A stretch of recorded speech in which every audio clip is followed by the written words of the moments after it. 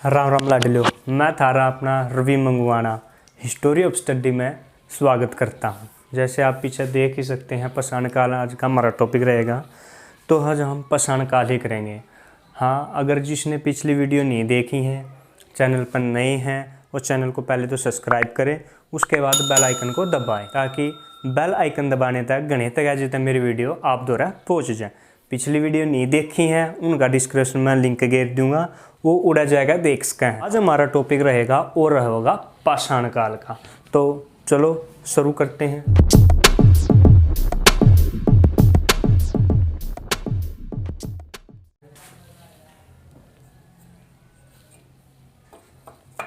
पाषाण काल। पाषाण काल की बात करें, पाषाण काल 3 भागों में बटा हुआ है। पुरापाषाण काल, मध्यपाषाण काल, नवपाषाण काल। पुरापाषाण काल, मध्यपाषाण काल, नवपाषाण काल। आगे पुरापाषाण काल भी 3 भागों में है, निम्न पुरापाषाण काल, मध्य पुरापाषाण और उच्च पुरापाषाण काल। पाषाण काल शुरू करने से पहले एक बात और याद रखनी है, अपने एक नाम याद रखना, रॉबर्ट ब्रूस फुट का यो नाम याद रखना। क्यों याद रखना है? रॉबर्ट ब्रूस फुट को भारत में प्राग ऐतिहासिक पुरातत्व का जनक कहा जाता है। भारतीय प्रागैतिहासिक पुरातत्व का जनक क्यों कहा जाता है? क्योंकि इसने 1863 ईस्वी में मद्रास के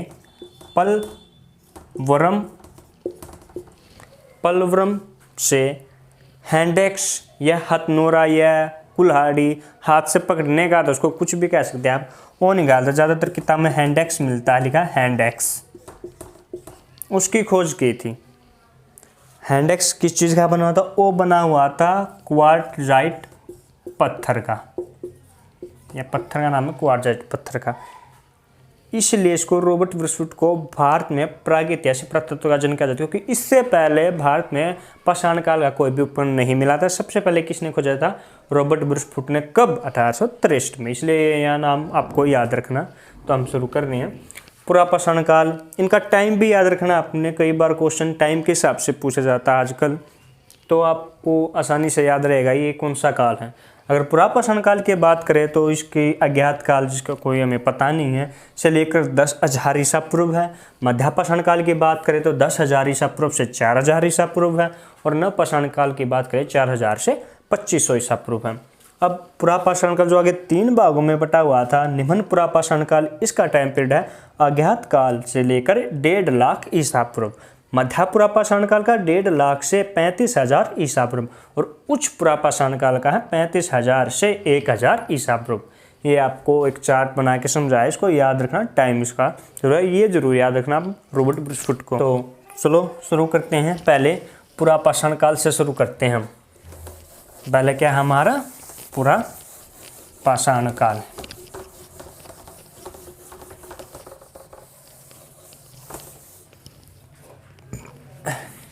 पुरापाषाण काल, पुरापाषाण काल। अब शुरू करते हैं पुरापाषाण काल से। पुरापाषाण काल में क्या था? पुरापाषाण काल में मानव ने क्वार्टजाइट पत्थर के भद्दे औजार बनाए। शुरू में क्या है? क्वार्टजाइट पत्थर के भद्दे औजार बनाए। दूसरा, इस काल में मनुष्य ना तो पशुपालन करना जानता, ना ही कृषि करना जानता था। वो पूरी तरह मानो प्रकृति पर ही निर्भर था। प्रकृति से जो भी मिलता, जैसे कि फल मिल गया, फूल मिल गए, पेड़ों की जड़, जो भी मिलता था वो ही वो खा लेता था।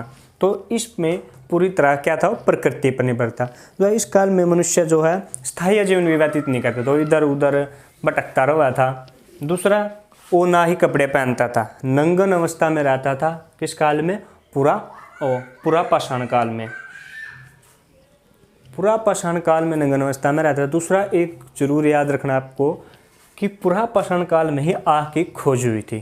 कई बार क्वेश्चन पूछा जाता आग की खोज, और कोई नहीं बताता, ज़्यादातर याद रखते हैं नवपाषाण काल। नवपाषाण में आग की खोज कब हुई थी? पुरापाषाण काल में। पुरापाषाण काल में आग की खोज हो चुकी थी। आग की खोज की एक कहानी है जो किताब मिलती है, वो बताता हूँ मैं, कि जब मान लो क्वार्टजाइट जो पत्थर है उसके औजार बना रहा था, थोड़ा तो था नहीं, पत्थर से पत्थर रगड़ कर औजार बना रहा था। पत्थर से पत्थर जब वो रगड़ रहा था तो पास में सूखी घास पड़ी थी। उस सूखी घास में चिंगारी एक चिटक कर उसमें चली गई और आग लग गई। धीरे धीरे आग पूरे जंगल में फैल गई। जिसने देखा वो डर गया। आग ने देख कर मानव डर गया था। किस काल में? पुरापाषाण, क्योंकि उसका प्रयोग को नहीं जानता था। देखा यो क्या हो गया तो बाज लिया।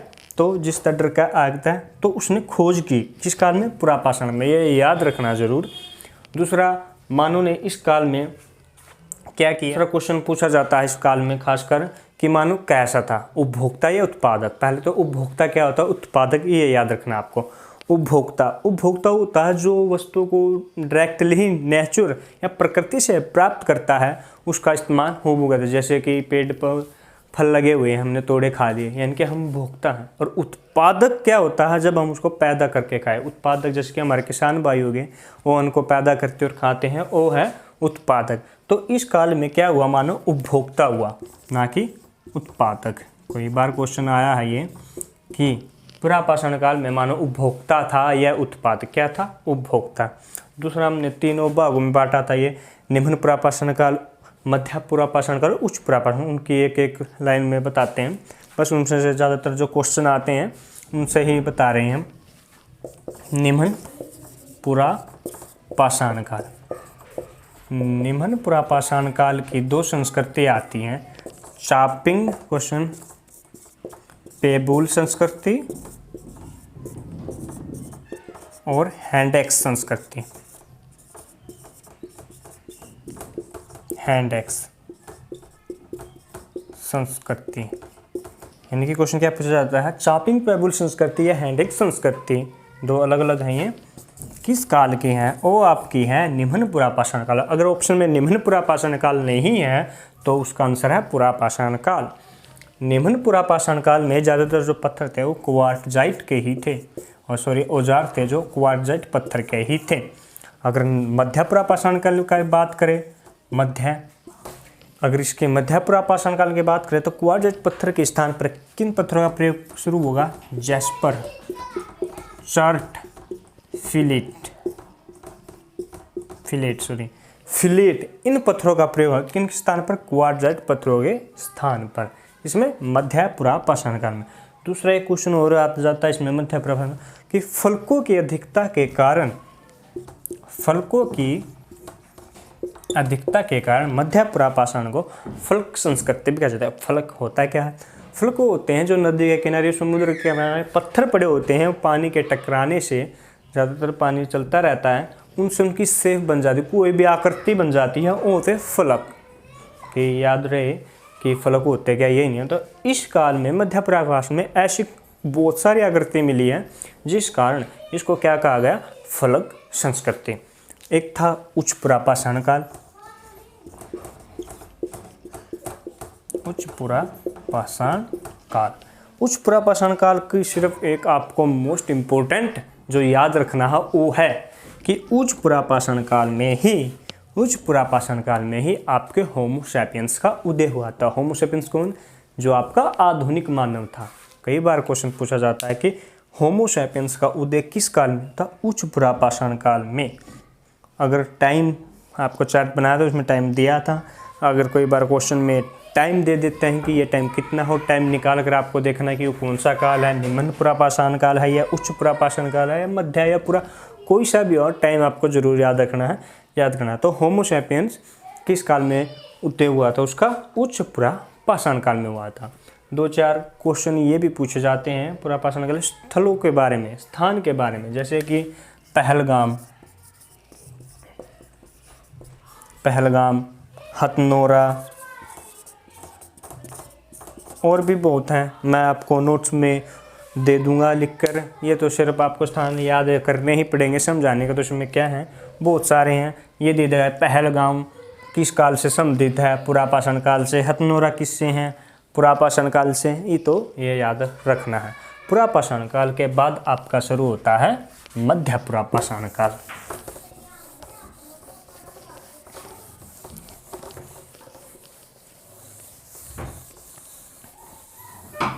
तो अगला हमारा मध्य पाषाण काल। मध्य पाषाण काल। मध्य पाषाण काल की बात करें तो मध्य पाषाण काल में पुरा पाषाण काल की अपेक्षा जलवायु ज़्यादा गर्म हो चुकी थी। हम इस काल में और क्या परिवर्तन हुए? परिवर्तन अब देखो, परिवर्तन कोई 1 मिनट में, 1 घंटे में, 1-2 साल में नहीं होता। परिवर्तन में लाखों, हजारों, 100 साल, 50 साल ऐसे, यानी कि कई साल लगते हैं। 5 साल, 3 साल में नहीं होता, 50, 100, हजारों ऐसे साल लगते हैं जिनमें परिवर्तन होता है। ऐसे ही पुरा पाषाण काल था जो, उसका टाइम पीरियड आपको याद है। मध्य पुरा पाषाण काल का टाइम पीरियड याद है आपको, 10,000 से कितना, 4,000। तो इतने हजारों वर्षों का टाइम लगा। तो मध्य पाषाण काल में क्या हुआ? जलवायु परिवर्तन हो चुकी थी। दूसरा, मध्य पाषाण काल में मानव ने जो औजार थे वो थोड़े ही नुकीले और तेजदार बना लिए थे। नुकीले और तेजदार बनाने से मध्य पाषाण काल में मानव ने क्या किया? पशुओं का शिकार करना शुरू कर दिया। पशुओं का शिकार करना शुरू कर दिया तो क्या हुआ? उनसे जो खाल मिलती थी तो उससे वे अपने शरीर को ढकने लगे। यानी क्या हुआ? पुरा पाषाण काल में तो मानव नंगन रहता था और मध्य पुरा पाषाण काल में मानव ने अपने शरीर को ढकना शुरू कर दिया था। कैसे?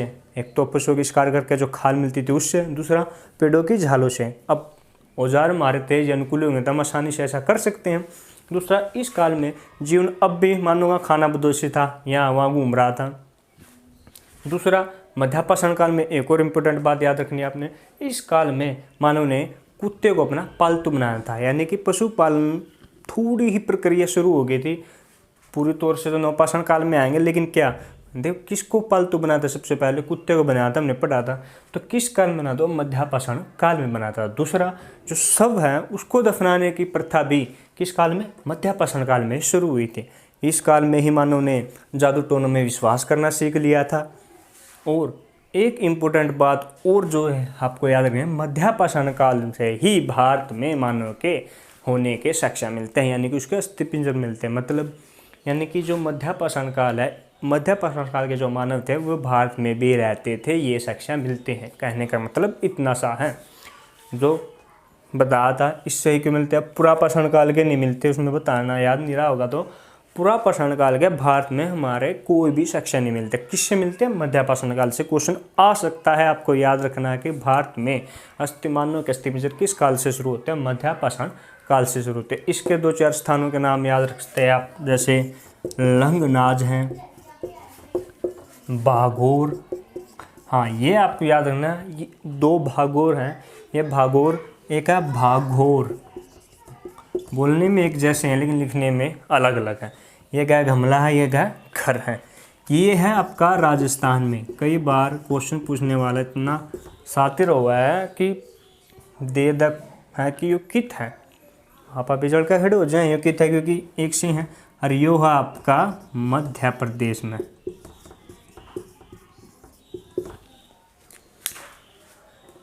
याद रखना, यो भागोर राजस्थान में, गै घमलेवाला राजस्थान में है और गै घराड़ा मध्य प्रदेश में है। जरूर याद रखना, ये था आपका मध्य पाषाण काल। जो थोड़े बहुत परिवर्तन हुए। अगला है हमारा नवपाषाण काल। अगला हमारा नवपाषाण काल। नवपाषाण काल की बात करें तो इसमें मानव के जीवन में बहुत सारे परिवर्तन हुए, यानी कि मानव ने सभ्यता के द्वारा पांव रख लिया। क्या क्या परिवर्तन हुए? इस काल में मनुष्य ने सबसे पहले तो आग की खोज कब हुई थी? पुरा पाषाण काल में। नवपाषाण काल में उसका प्रयोग करना सीख लिया। नवपाषाण काल में ही उन्होंने स्थायी जीवन व्यतीत करना सीख लिया, कृषि करना सीख गया और वस्त्र से अपने शरीर को ढकना भी शुरू कर दिया। खेती करना शुरू किया तो कपास की खेती की। कपास से क्या किया? कपड़ा बनता है और इसने अपने शरीर को कपड़े से ढकना शुरू कर दिया। खेती करने से क्या हुआ? अनाज उत्पन्न हुआ। अनाज को अब आग की खोज तो हो चुकी थी पहले ही, अब वो इसको पकाकर खाना आरंभ किया। दूसरा इस काल में क्या हुआ? दूसरा इस काल में चाक पर बर्तन बनाने की भी शुरुआत हो गई, यानी कि बर्तन बनाना भी नवपाषाण काल में ही शुरू हुआ। तो चाक का प्रयोग यानी कि पहिए का प्रयोग भी इस काल में शुरू हुआ। और किसके लिए पहिए का प्रयोग सबसे पहले हुआ था? चाक के लिए ही। और बर्तन किस पे बनते थे? चाक पर ही बनते थे। ये आपके नवपाषाण काल में ही हुआ। दूसरा इस काल में मनुष्य ने प्राकृतिक पूजा भी आरंभ कर दी, जैसे कि सूर्य, चंद्रमा, इन देवताओं की भी नवपाषाण काल में पूजा आरंभ हो चुकी थी। यानी कि कुल मिलाकर बात करें तो तीनों कालों में नवपाषाण काल आपका सबसे ऊपर आता है तो ये आपका नवपाषाण काल। नवपाषाण काल के स्थलों की बात करें तो इसमें मेहरगढ़, कोलीडिवा आदि आते हैं। बाकी के आपको नोट्स में लिखवाऊंगा, बहुत सारे हैं इसलिए बोर्ड पे नहीं लिखवा सकता, तो आप 2-4 का नाम सकते हैं। ये आपका नवपाषाण काल हो गया, ये तीनों काल हो गए। आशा है आपको समझ में आया होगा।